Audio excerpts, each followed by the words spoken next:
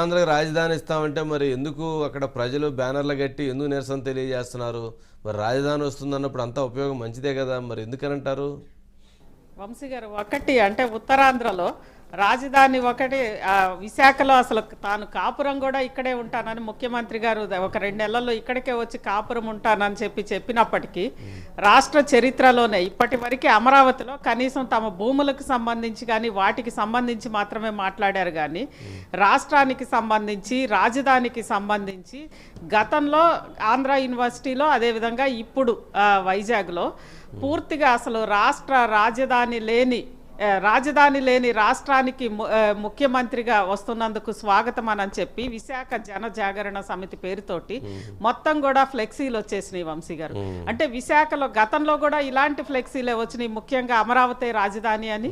ఈసారి కూడా అసలు రాజధాని లేని రాష్ట్రానికి ముఖ్యమంత్రిగా వస్తున్న మీకు స్వాగతం అని చెప్పి విశాఖలోనే వస్తున్నాయి. అంటే మొదటి నుంచి కూడా వైఎస్ జగన్మోహన్ రెడ్డి గారు విశాఖే రాజధాని అని చెప్పి ఉత్తరాంధ్ర ప్రజలను ఎంత రెచ్చగొట్టడానికి ప్రయత్నించినప్పటికీ మొత్తం అసలు రాష్ట్రం మొత్తం మీద కూడా అత్యంత క్లారిటీగా స్పష్టంగా ప్రభుత్వం పట్ల ఉత్తరాంధ్ర ప్రజలు, ముఖ్యంగా విశాఖ ప్రజలే ఉన్నారు వంశీ గారు.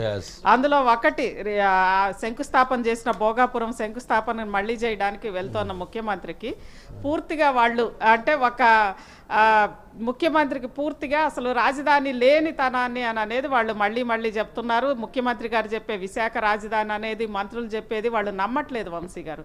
అంటే ఆ ఉత్తరాంధ్ర ప్రజలకున్న స్పష్టత మిగిలిన ప్రాంతాల్లో కూడా ఉంటే బాగుంటుంది అనేది అనిపిస్తోంది. అదేవిధంగా ఒకవైపు మొత్తం అంటే ఆంధ్రప్రదేశ్ అంతా కూడా ఈరోజు అకాల వర్షాలతోటి రైతులు చాలా ఇబ్బంది పడుతున్నారు వంశీ గారు. పంట అంతా తీవ్రమైన నష్టం వస్తే ఇంతవరకు ఒక రివ్యూ లేదు వంశీ గారు. ఒకవైపు పంట నష్టంతో అన్నదాతలందరూ కూడా పూర్తిగా వాళ్ళ ఆందోళనలు చేస్తూ ఉంటే, ఒకవైపు ముఖ్యమంత్రి గారు అక్కడికి వెళ్ళి చేసిన వాటికే శంకుస్థాపనలు చేయడం ఏంటి అనేది కూడా ఉత్తరాంధ్రలోనే వినిపిస్తోంది వంశీ గారు. అక్కడే ఇవన్నీ కూడా స్వాగతం పలుకుతున్నాయి, శ్రీకాకుళం నుంచి విజయనగరం నుంచి వైజాగ్ వరకు.